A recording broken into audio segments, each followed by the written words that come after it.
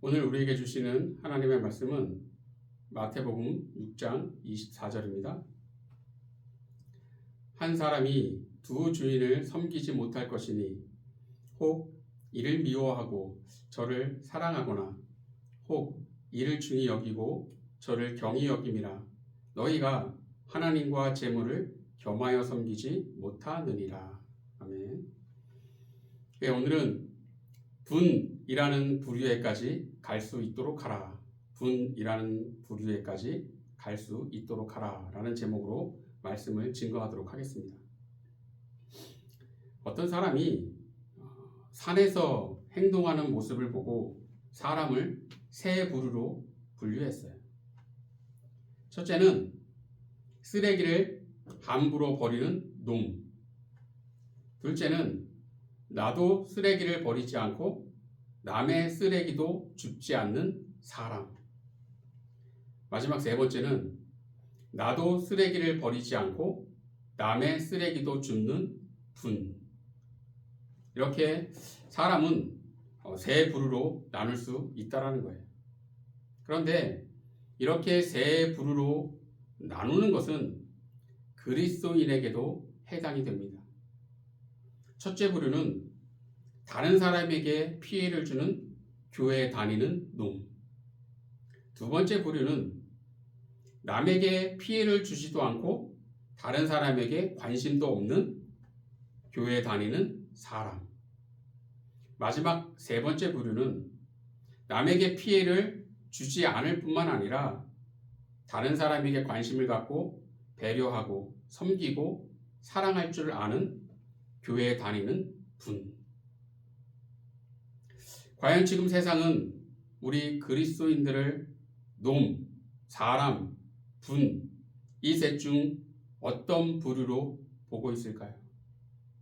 확실한 것은 교회에 다니는 분으로 보지는 않는다는 거죠. 그럼 여러분은 놈, 사람, 분, 이 셋 중 어디에 속하십니까? 또한 주님은 우리가 어떤 부류에 속하길 원하실까요? 누가복음 16장에 보면 한 부자와 거지 나사로에 관한 이야기가 나옵니다. 부자는 죽은 후 지옥에 갔지만 거지 나사로는 천국에 갔어요. 여기서 부자는 놈, 사람, 분, 이 셋 중 어디에 속할까요? 성경에 보면 부자는 나사로에게 어떤 나쁜 짓도 하지 않았어요. 단지 나사로에게 관심을 두지 않았을 뿐입니다.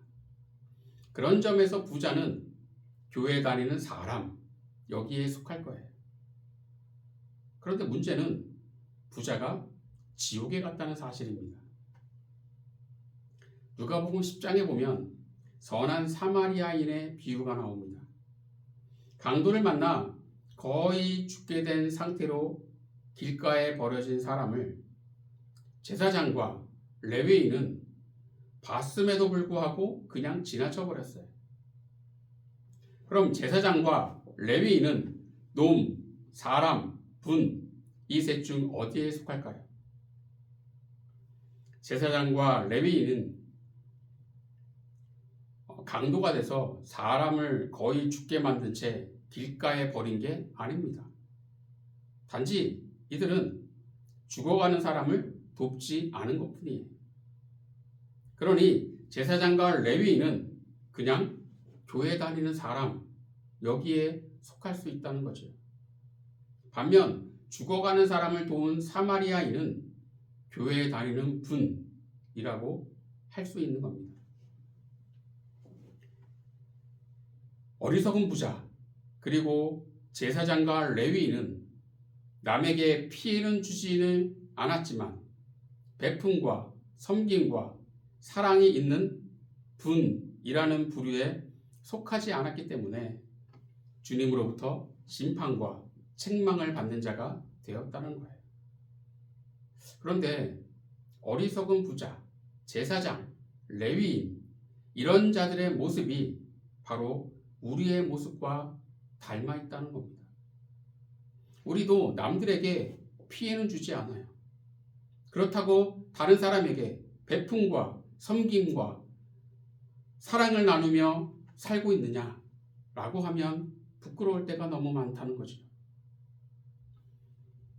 그런 많은 그리스도인이 주님의 기대와는 다르게 분이라는 부류에 들어가지 못하는 이유는 무엇일까요? 첫째는 세상적인 것들에 붙잡혀 있기 때문입니다. 디모데후서 4장 3절을 보겠습니다. 때가 이르리니 사람이 바른 교훈을 받지 아니하며 귀가 가려워서 자기의 사욕을 따를 스승을 많이 두고. 아멘. 본문에서 말하는 바른 교훈이라는 것은 예수님의 말씀을 뜻합니다. 그리고 귀가 가려워서 라는 말씀은 말씀이 귀에 거슬린다는 뜻이에요. 또 자기의 사욕을 따를 스승을 많이 두고 라는 말씀은 자신의 욕심을 채워줄 만한 그런 사람들을 가까이 한다라는 뜻입니다. 즉 본문의 말씀은 욕심 채울 것들에 사로잡혀 있다 보니 말씀이 거슬린다는 거예요. 그런데 디모데후서 4장 4절을 보겠습니다.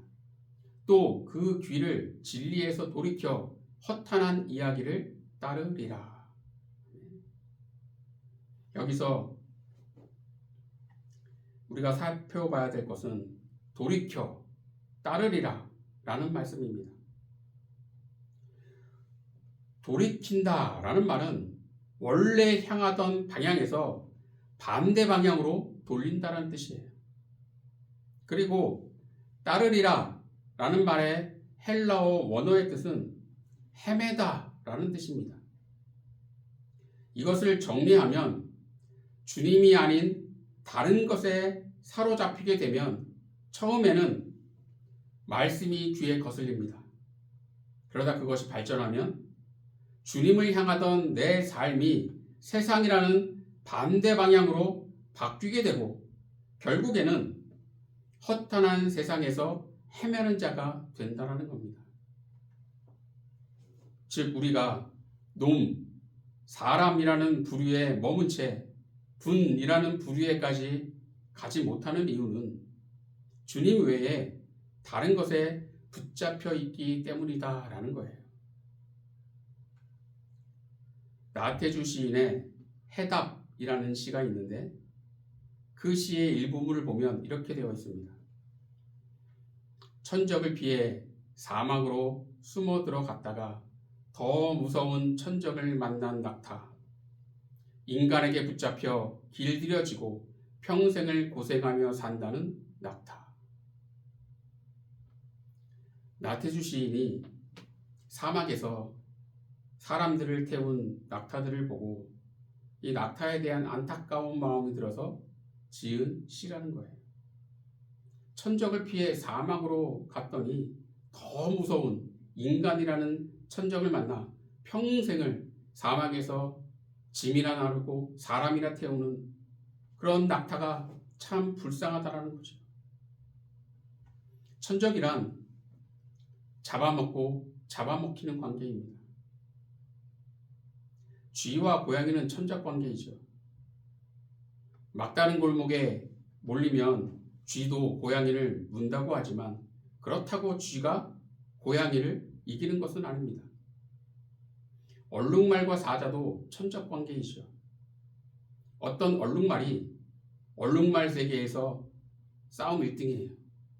그렇다고 그 얼룩말이 사자 세계에서 싸움 꼴등을 하는 사자와 싸워 이길 수 있을까요?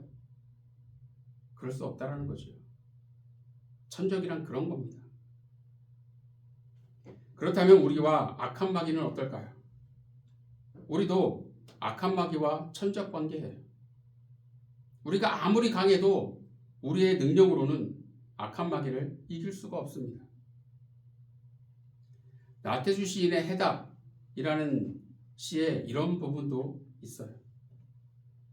나는 지금 어떤 천적한테 붙잡혀 세상에서 이 고생을 하면서 살아가고 있는 거냐? 지금 우리는 어떤 천적한테 붙잡혀 있을까요?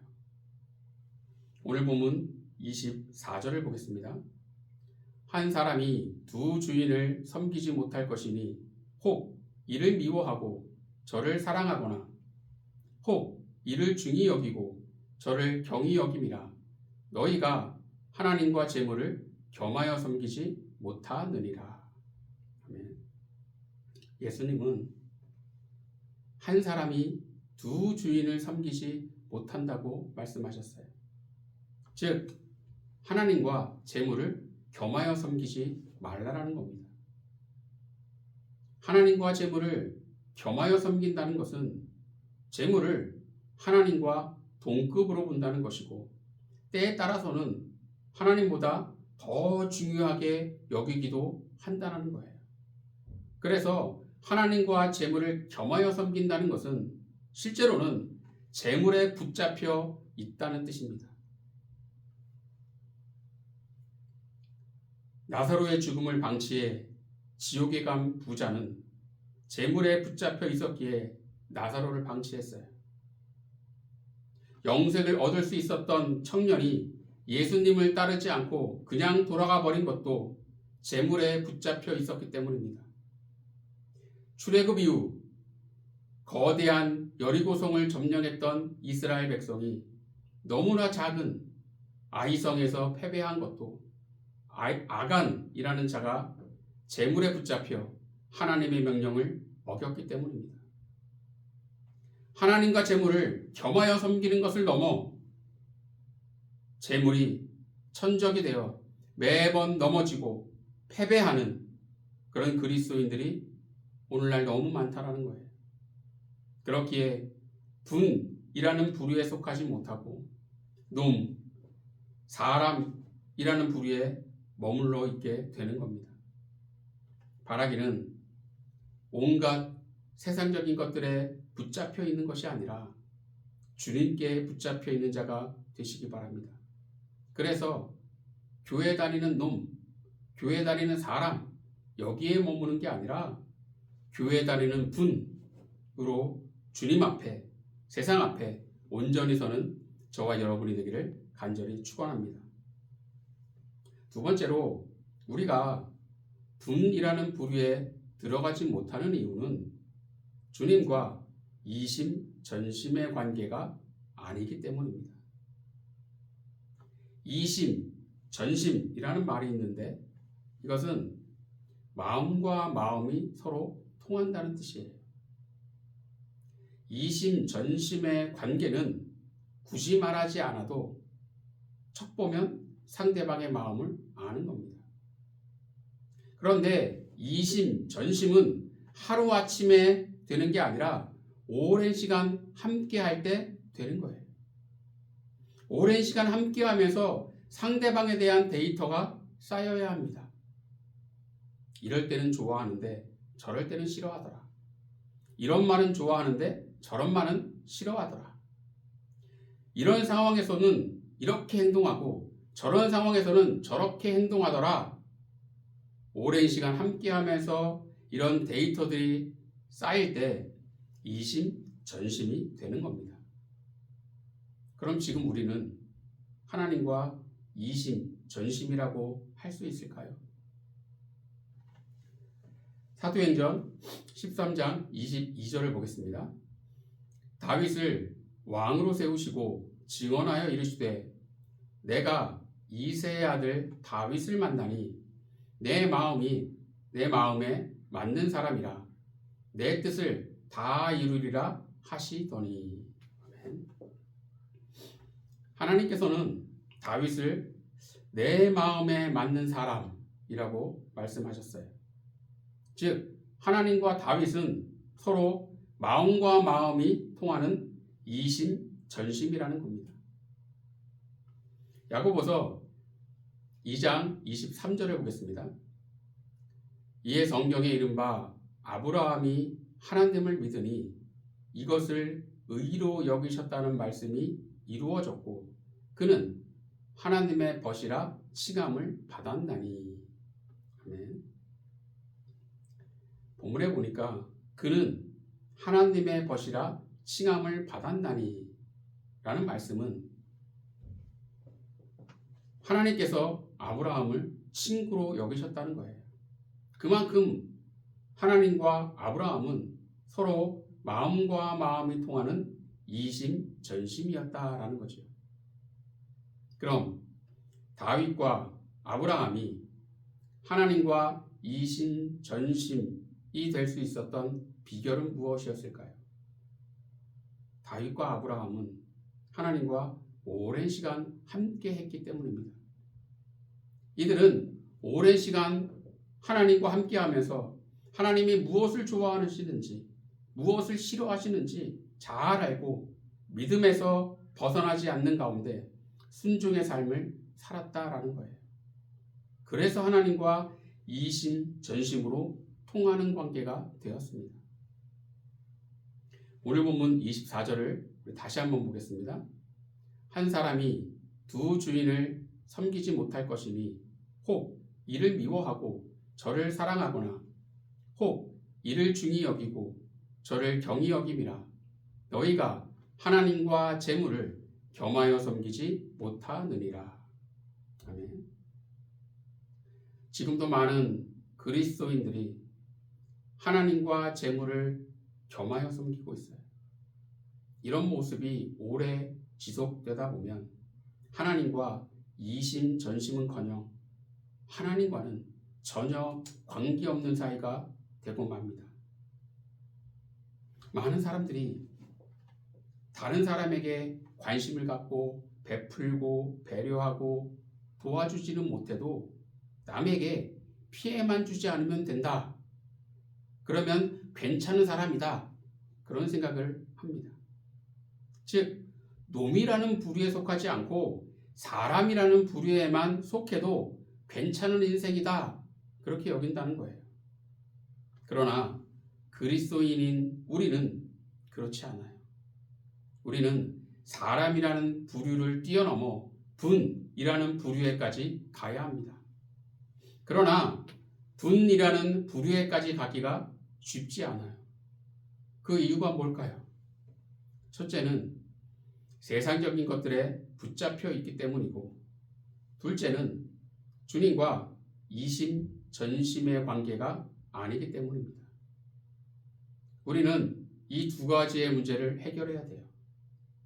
세상적인 것들이 아닌 주님만 붙잡아야 하고 주님과 이심전심의 관계가 되어야 합니다. 그럴 때 교회에 다니는 분으로 주님 앞에, 세상 앞에 설 수 있다는 거예요. 이것을 잊지 마시고 놈이나 사람을 뛰어넘어 분까지 가는 저와 여러분이 되기를 간절히 축원합니다. 기도하겠습니다. 하나님, 많이 부족하고 연약하기에 여전히 사람이라는 그 단계에 머물러 있는 건 아닌지, 저희들 이제 다가오는 26년 새해에는 교회 다니는 분까지 갈 수 있는 그러한 믿음과 그러한 삶을 주님께서 허락하여 주시옵소서. 세상적인 것들에 붙잡혀 있지 않고 주님과 이심전심의 관계가 되길 소원합니다. 이 두 가지의 문제가 해결되는 가운데 온전히 주님과 함께하는 자로, 주님께 영광 돌리는 자로 주님과 함께할 수 있는 분까지 가는 믿음의 백성 될 수 있도록 인도하여 주시옵소서. 모든 것 주님을 의지하오며 예수님 이름으로 기도드리옵나이다. 아멘.